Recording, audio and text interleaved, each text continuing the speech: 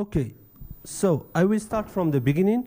If you are a developer, okay, and you have an idea, or if you are having an idea and you still didn't start anything, the first thing you have to do is to master something. Okay, you have to show the people what you will contribute in this idea, and you have to take actions. Those are very important things to do. Okay, I'm sorry if yeah. And you will need to show how you will contribute to make your idea come true. When I say master something, there is 3 phases here. You have to pass from the learning phase, okay, until you master something, and you need to move to the practice. And when you have enough practice, then you can get results. Let's move to the... now that you have took action and you started working on your ideas, okay, you will need to look for a team. And my advice here is not only build a game, but have a vision where you want to go, okay? For example, if you have an idea for a game, you need to, for example, define the goals from, for example, plane A to plane, for example, to reach Z, to go from point A to point Z, for example, we need to go through C, D, and when we reach the point D, for example, we will meet an investor. You need to look for believers.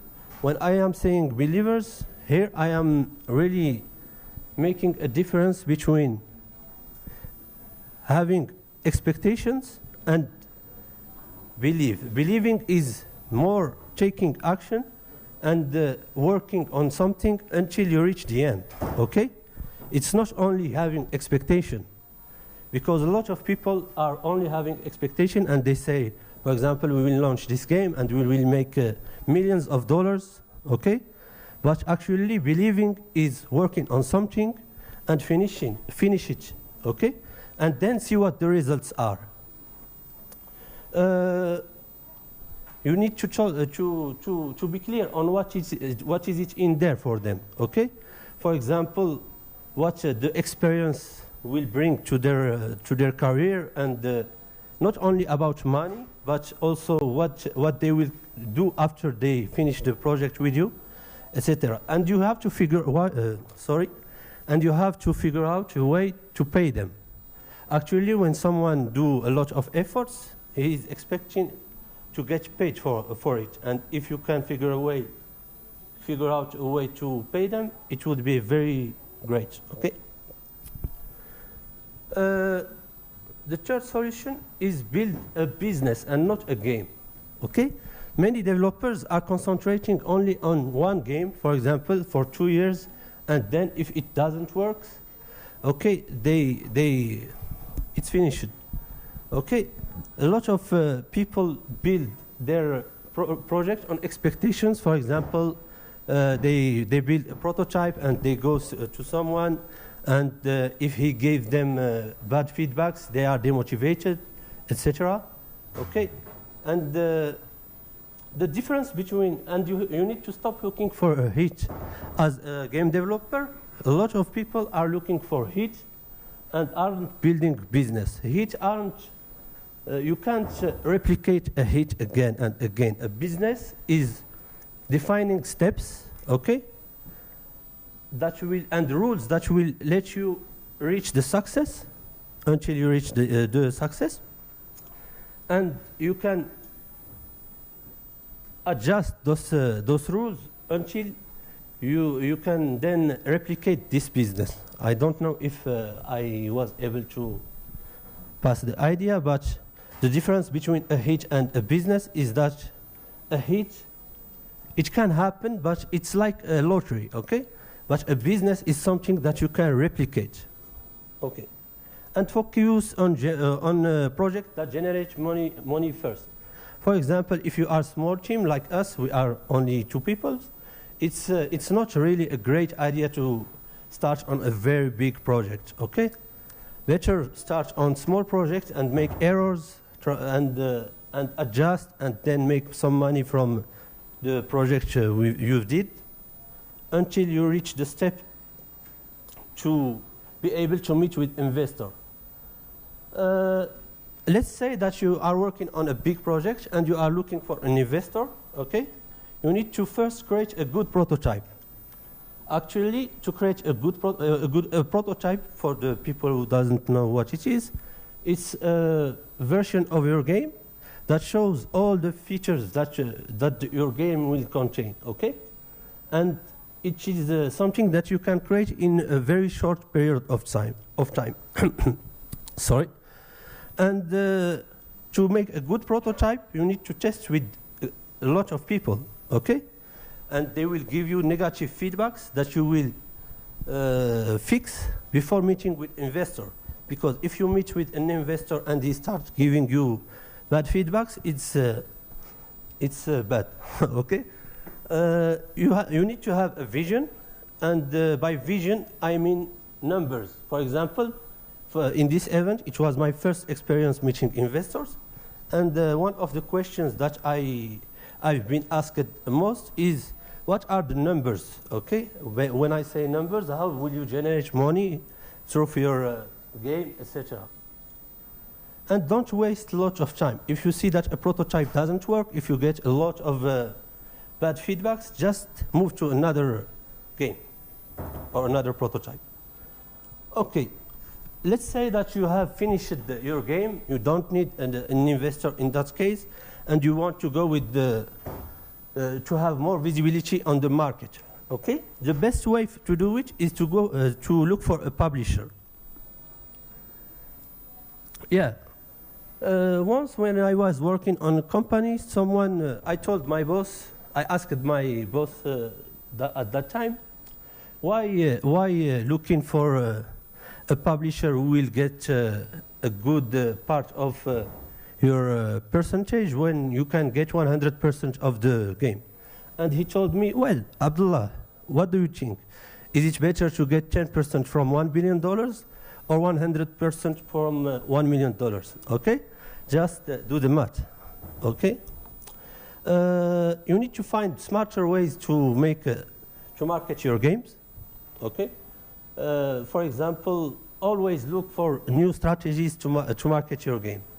For example, one of the ideas that I had, but I didn't have enough time to implement, is on the flyers that I give to people, for example, they can use their phone and use the AR technology to for example, play our games, okay? But I didn't have time. But that kind of interaction creates an impact on the mind of the users, okay? And look for influencers, okay? It's a very important thing, because if a very known YouTuber, for example, speak about your game, then you will get a good amount of downloads, okay? And it will help your game have more visibility on the market. Okay, it's time to launch your game, but you need first to communicate about your game at an early stage. I've led this to the end because it's very important, and we always, as developers, focus on building our games, and we forget this part, okay? We need to communicate about game at an early stage for its development. For example, use social medias, collect emails from your players, and build a ready-to-play user base. It's a very good thing to have many players to play your game when you launch it at the first time, okay?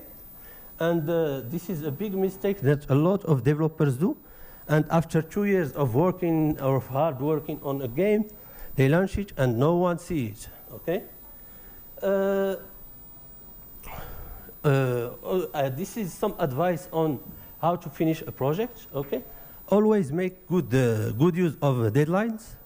It helps you put some limits, for example, on the scope of the game, of your game, yeah. Define tasks. This will let you finish them, and when you finish something, you feel motivated to continue and finish other things, okay? and you are making a game, okay? Just gamify the process. For example, if you finish a task, give yourself a reward and something for the team also. So you always stay motivated, okay? And yeah, this is something very, very, very important. And usually we does, us developers, okay, we don't do that. But you need to look for your target audience, okay? And you need to define it. You need to know who are you building this game for, okay? You need to know your players. You need to do a market research, okay? And look for similar games. How are they performing in the market? So when you meet with an investor, you know what to tell him, okay? And yeah, that's it. And another advice is some people take too much in creating a game, okay? For example, avoid creating everything from scratch. I met some people who are working on, how do we call that? On a puzzle game, okay? And they are working on the engine for this puzzle game when you can do that in 1 week in Unity, okay? This is a bad, very, very bad idea. And when I told them that, they said, no, we want to do that from scratch. Avoid that. Always look for what can speed up your creation process and try to create something easily reusable. Reusable. Okay. Hey, thank you, everyone. Thank you for PG Connects for having me for this talk. And yeah, any question? Thank you.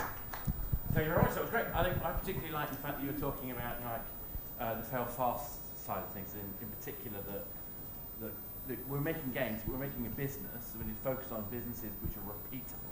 Yeah. And that repeatability is a key aspect. So stopping the things that don't work and focusing on things that do work. And that sounds really obvious, but it's a tough thing to actually do. Yeah, isn't it? exactly. Particularly emotionally, I think it's quite a tough thing to pull off. Yeah, exactly. So how do you deal with that? So actually what we do is focusing our efforts on small games first, something that will not take a lot of time in production. And one idea is working with publishers or working with the client actually, yeah. That makes sense. So we're going to move... And also, sorry for, and also one thing very important is the errors. You need to make errors in an early stage, you know, because if you take a lot of time, those errors can cost you a lot of time and money in the end. Yeah, that's it. That makes sense. Absolutely. Errors can cost time and money. Oh, where's the question? Okay, go on. You said you do client work and your own games. Yeah. How do you find it challenging balancing the time? Yeah, exactly, yeah. And this is one of the main reasons why I've tried to meet with investor in this event, okay? Because if you have enough money to concentrate on what you are doing, you will be more fast in accomplishing the goals, yeah. But, yeah. Thank you. Yes. Ella's just using up You're her welcome. time.